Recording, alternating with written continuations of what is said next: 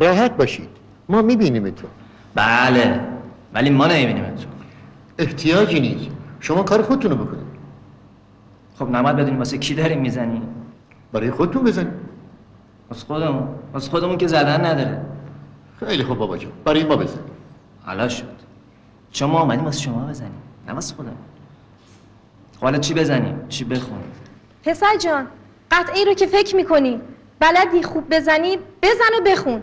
ز پاییزی میلاد تو در یادم هست، روز خاکستری سرد سفر یادت نیست، ناله ناخوش از شاخ جدا ماندن من در شب آخر پرواز خطر یادت نیست، تلخی فاصله ها نیست به یادت مانده است، نیزه بر باد نشسته است و سپر یادت نیست. میگیرید منو مجنون چنین آواره و گریون، اما قصه لیلا رو دیگه بیشت فراموش، اگه میدید عذابم رو سلام دید جوابم رو لباس غم میپوشید و برام میشد سیاه پوش. چه شد آن همه پیمان که از آن لب خندان بشنیدم و هرگز خبری نشد از آن، بردی از یادم دادی بر بادم با یادش شدم.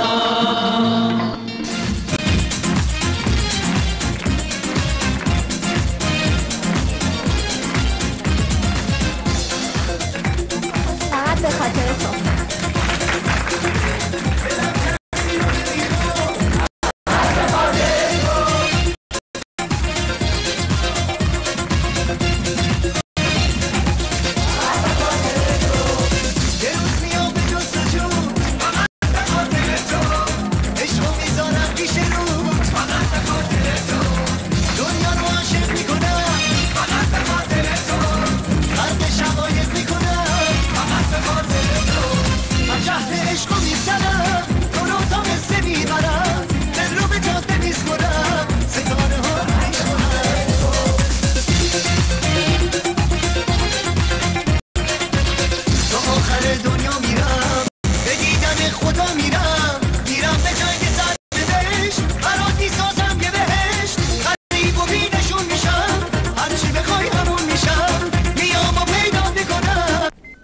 لطفا در باز کنید.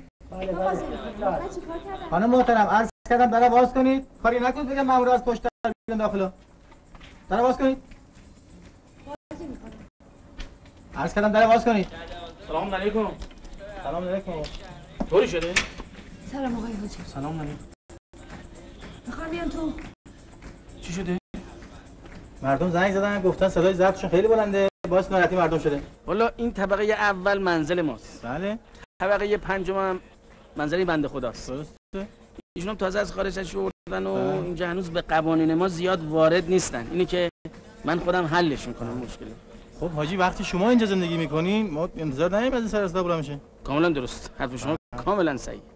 ولی من خودم حلش میکنم ان شاءالله که دیگه تکرار نشه. ان شاءالله. رایا خوابی صدامو میشنوی رایا؟ در رفتیم رایا در رفتیم.